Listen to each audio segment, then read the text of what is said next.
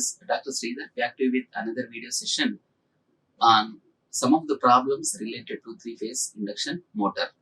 So let us take 2 to 3 problems and let us close this video session.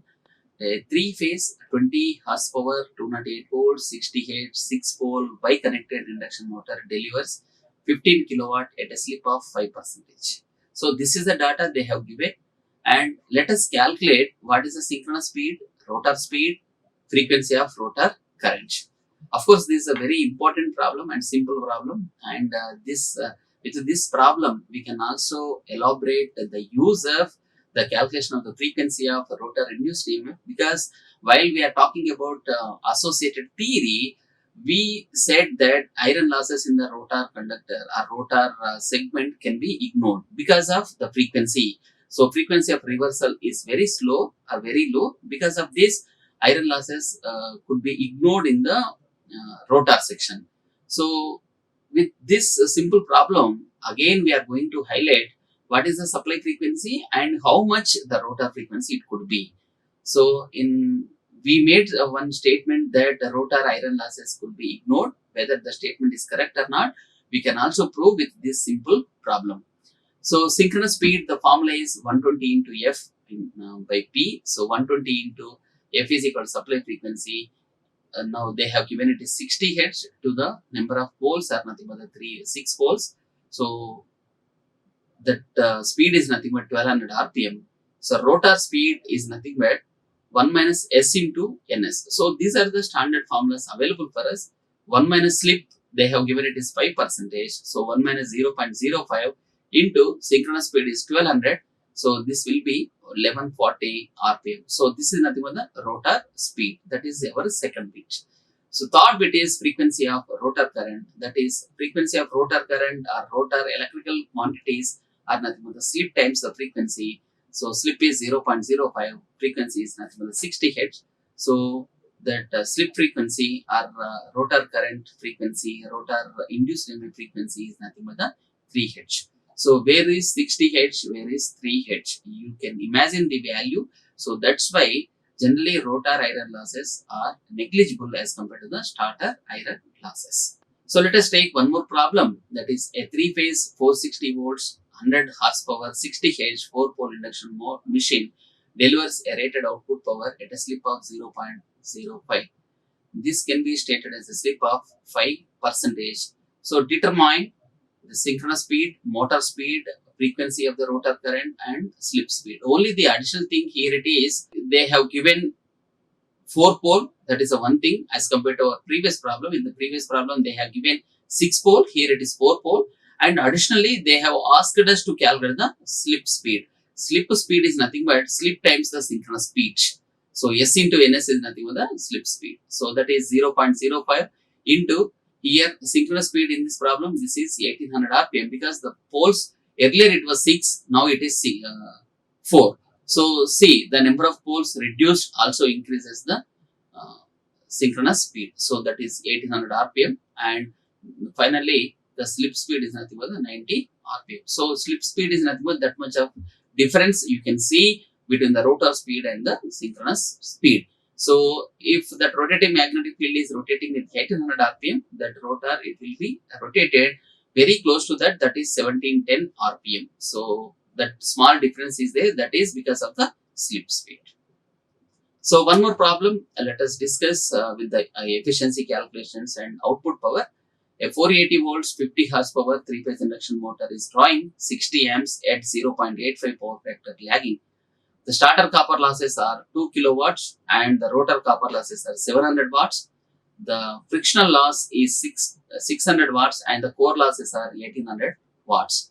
Find the air gap power, the converted power, the output power, the efficiency of the motor. So if you could see the first one, that is nothing but P input is equal to input power is nothing but that is 3 times, this is 3 times of, so this is a simple bracket one only.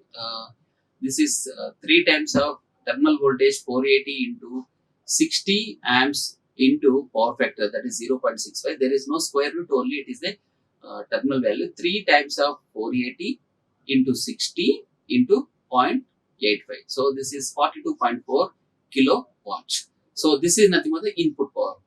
So next one is air gap power. Air gap power is nothing but input power minus the power input to the rotor. So this is 42.4 minus. So already they have given some copper losses, because so whenever starter to rotor it is giving means some of the starter copper losses it has to meet. So SCL is nothing but the starter, and these are nothing but the starter copper losses. So what could be the air gap power? Air gap power we can see in the air gap by subtracting the starter copper losses from the input power. So input power is 42.4 kilowatt they have given. So input power, it will be divided into two things. So these are nothing but the starter losses. Then next one is nothing but the power input to the rotor. So power input to rotor, this is also called as the air gap power. So we know this value. They have given starter copper losses and they have given input power. So if your input power and the starter copper losses are subtracted from the input power, now you can get the air gap power, that is the power input to the rotor. So 42.4 minus 2 is equal to 40.4 kilowatts. So second one is the converted power. So how much of power? So this again it is divided into rotor copper loss, and this is nothing but the mechanical power developed. So this is the exactly across the rotor how much of power it will be developed. So this is air gap power minus rotor copper loss is equal to power developed. So that is power developed, or this is sometimes it is also represented as PM is equal to air gap power minus rotor copper loss. So 40.4 minus 0.7, because 700 watts they have given as a rotor copper loss 700 watts. So 40.4 minus 0.7, because this is in watts and the remaining quantities are in kilowatts. So 40.4 minus 0.7 is equal to 39.7 kilowatts. So what is this? This is the mechanical power developed across the rotor. Then next one is the output power. So output power is nothing but this again what happens, this gross mechanical power developed is nothing but some mechanical losses. Those are nothing but air friction and windage losses. Then power output. So this will be the power output. So mechanical losses already they have given, that is 1800 watts, and rotational losses, the frictional losses are nothing but 600, and core losses are nothing but the 1800. So collectively you can take it as a 2.4 and 39.7 minus rotational losses and other constant losses, if you could say, that is 2.4 is equal to 37.3 kilowatts. So finally what could be the efficiency? So efficiency is nothing but output power to the input power. So that is 37.3 to 42.4. So we got 88% of the efficiency. So this problem was very helpful for us for better understanding of the power flows from the input to the output, and where exactly the losses will be taken place, and all these power flow diagrams we can recollect, and this problem also helpful for us for better understanding of the various power flows from the input to the output. And one more problem we can take it as a 460 volts 25 horsepower 60 Hz 4-pole bi-connected induction motor has the following impedances. So R1 R2 values, X1 X2 values, and XM values they have given, and mechanical losses and core losses and slip also they have given. And we were asked to find out what is the speed, starter current, power factor, and developed and output power. So whatever the power developed and what will be the output power. So synchronous speed we can easily calculate, NS is equal to 120 into F by P.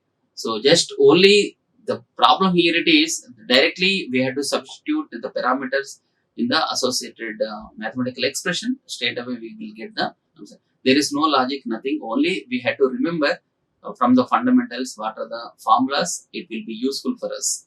And next one is the rotor speed is nothing but 1 minus S into NS. So 1 minus the slip speed 2.2 percentage, so 0.022 into 1800 RPM. So 1760 RPM is the nothing but rotor speed. So that from the equivalent circuit diagram, the total impedance we can induction motor is having is equal to R2 by S, that is the secondary rotor resistance to the slip times plus J times of X2. It is in parallel to the magnetization circuit. So this is nothing but the J times of Xm plus the primary resistance, that is nothing but the primary impedance, anyhow it will be there. So that is R1 plus JX1. If you are substituting these values, now impedance of the total induction motor could be around somewhere around 14 ohms. And by knowing this impedance, and we also know the voltage, so if you are substituting that value and the total impedance, the current would be around 18.88 at an angle of minus 33.6 degrees. So that is nothing but the power factor angle of the primary winding. So that is nothing but starter power factor.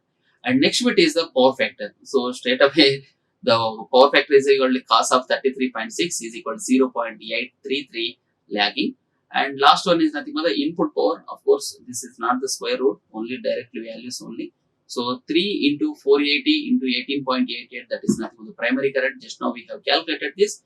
And power factor is equal to 0.833. If we are substituting here, now we will get 12.53 kilowatts. So next one is the starter copper losses. 3 times of I1 square into R1. So 3 times of I1, anyhow we know this value 18.88 into 0.641. So this is nothing but the primary resistance. So 685 watts. Next, air gap power means by subtracting this starter copper losses from the input power, so you will get 11.845 kilowatts. So these are nothing but the different powers what I have asked. So these are the few basic problems we can concentrate on in the induction motor. Thank you very much for watching this video. Thank you. Like, share and subscribe. Hit the bell icon for more updates.